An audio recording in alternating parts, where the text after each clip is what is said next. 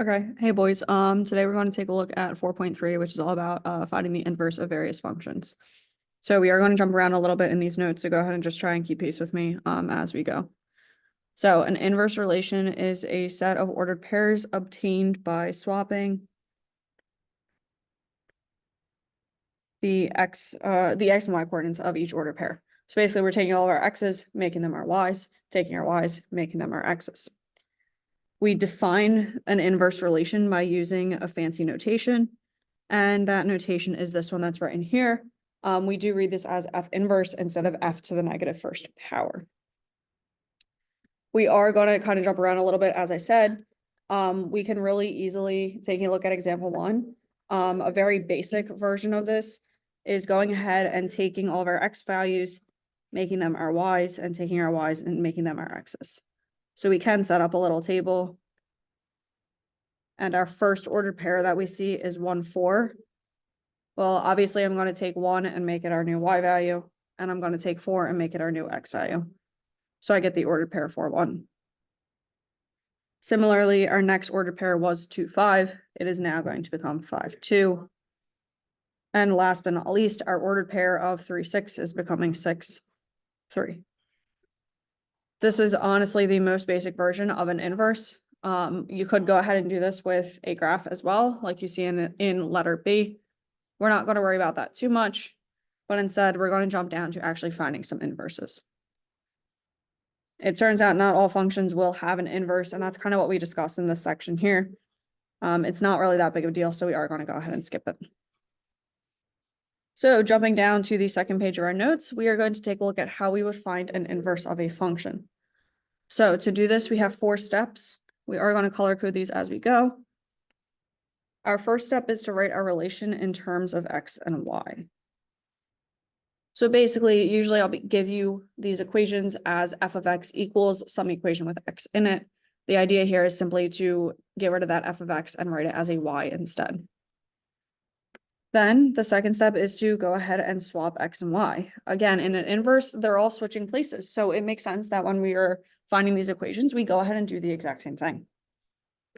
Then we're going to go ahead and solve our equation for y. Our goal is to get y by itself.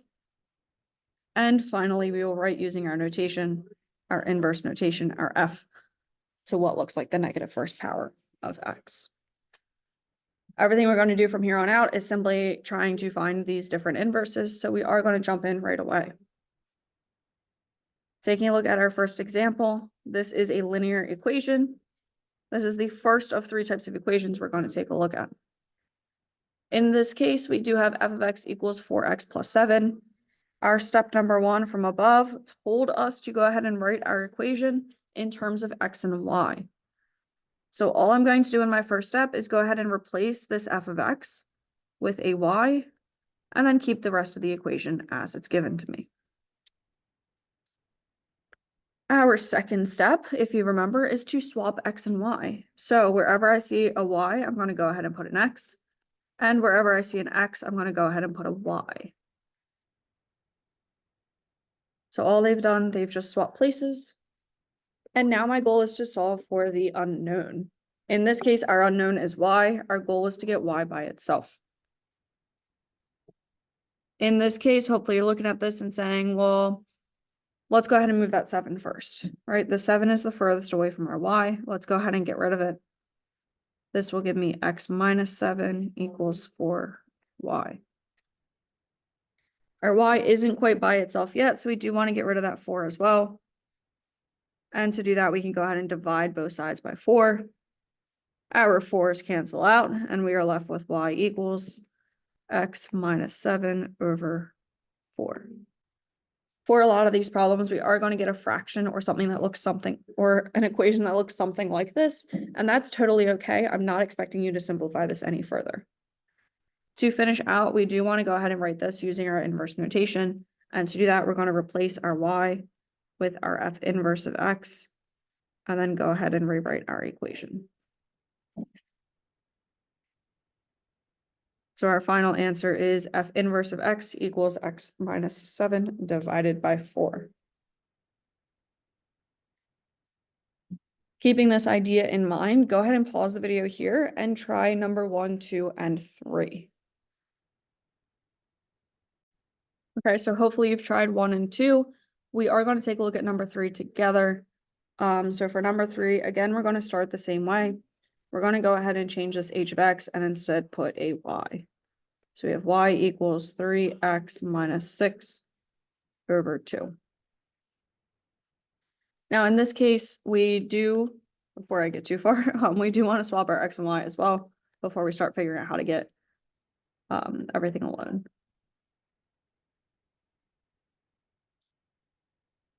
Our goal is still to get y by itself. Well, if we see on the right-hand side, we do have this fraction going on, and it's going to be really helpful if we can get rid of this 2 that's in the denominator. So in the big picture, we are dividing this whole right-hand side by 2. So to get rid of it, we can go ahead and multiply our entire equation by 2. This means our denominator is gone, and I am left with 2x equals 3y minus 6. And this turns exactly into a problem like we saw in example 3. We can go ahead and add 6 to both sides. And then we can go ahead and divide both sides by 3. Just cancel out. This means our final answer will be h inverse of x equal to 2x plus 6 all over 3.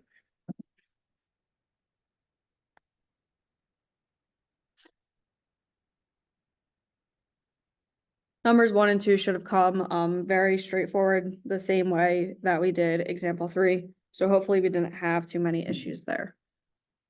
So this is our first type of inverse we're taking a look at. Let's go ahead and see what our next one is.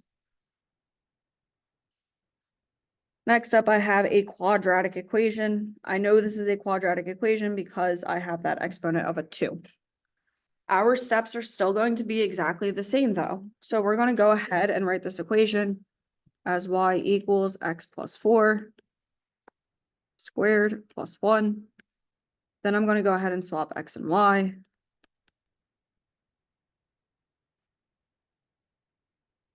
And our goal is to get y by itself. To do this again, we're working from the outside in. So we do first want to get rid of that 1. So we have x minus 1 equals y plus 4 squared.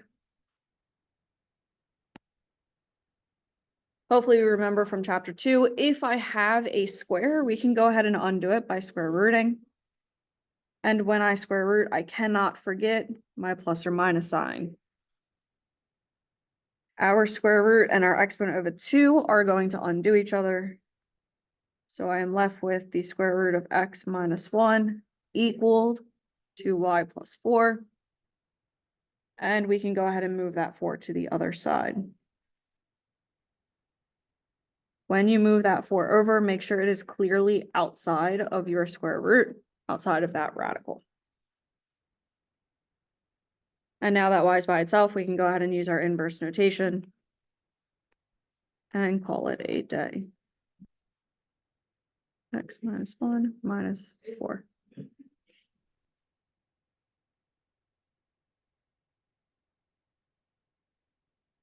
As I said, when we start with a quadratic, we are going to get a square root function, which means we do need a plus or minus sign in our answer.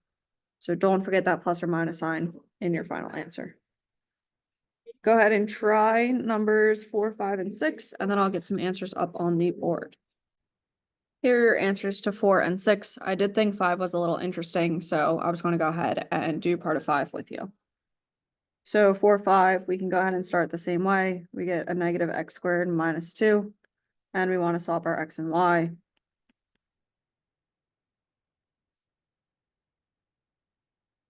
When we go to solve this equation, just like we did with the other one, we do want to start with that minus 2 that's hanging out at the end. So we can go ahead and move that 2 over. When I get here, though, I want to ask myself if that y squared is by itself. In this case, that y squared is not quite alone because I have this negative sign that's hanging out. So before I go and take the square root, I do want to get rid of that negative. To do that, we can either multiply or divide by -1. In this case, I'm gonna go ahead and divide by it. And I'm gonna leave this as my fraction on the left-hand side. So I have x plus 2 over -1 equals y squared. And now we can go back to our regular process. We have an x squared or a y squared in this case. We want to get y by itself, so take the square root of both sides. Throw a plus or minus sign out front. And in this case, our square root and our square are gone. And we are left with f inverse of x equal to plus or minus the square root of x plus 2 over -1. Hopefully that's making sense to us. We do have one last type of equation we're going to take a look at, and then we will call it a day. So the last one we want to take a look at, or we want to deal with, is a square root function. We haven't really talked about these much, if at all, this year. We are going to get into that a little bit later in this chapter. But again, our idea for finding inverses is exactly the same. We're going to go ahead and start by making our f of x a y. And then swapping our x and y terms.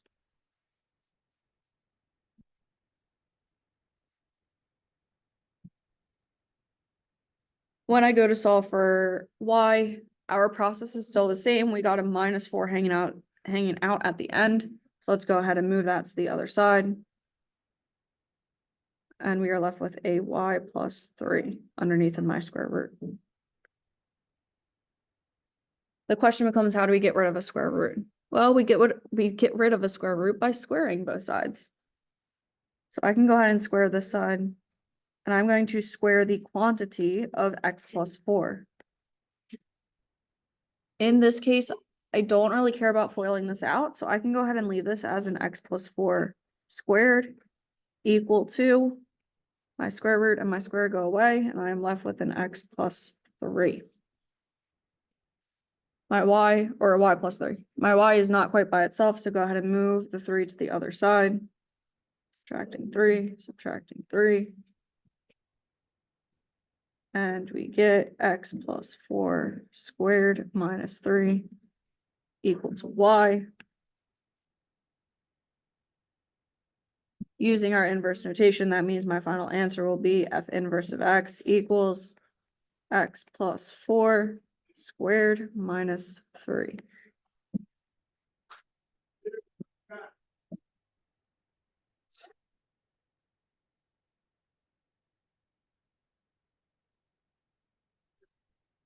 Using that as an example, you can go ahead and try 7 and 8. Oh, it looks like you got some other problems down there as well. For these problems, we're really going to focus on 9 and 10. I will go ahead and go through number 7 with you, just so you can see what happens if we do have a number out in front. It just go ahead and adds another step to our process when we are solving. So hopefully 9 and 10, you got these two answers. Hopefully after we go through 7, you'll get that answer for 8 as well.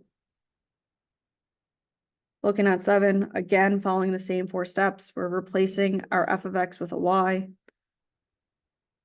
We have an x plus 7 in our square root, and we have a plus 8 all the way at the end. Then we're going to go ahead and swap our terms. So we have 2 square root of y plus 7 minus 8. And we want to get y by itself. To do this, we're going to go ahead and start with that 8 that's all the way at the end.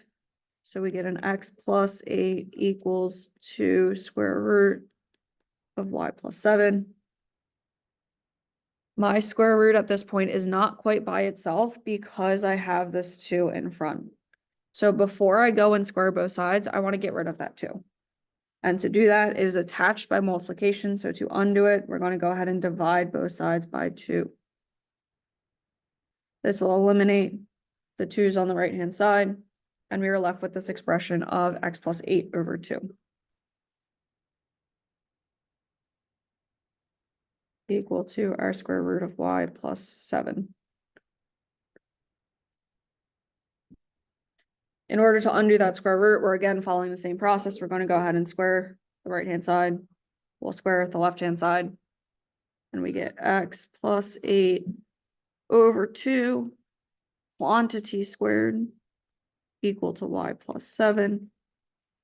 And we can go ahead and move that 7 and write it using the correct notation. So in this case, our final answer will have f inverse of x equal to x plus 8 over 2 squared minus 7.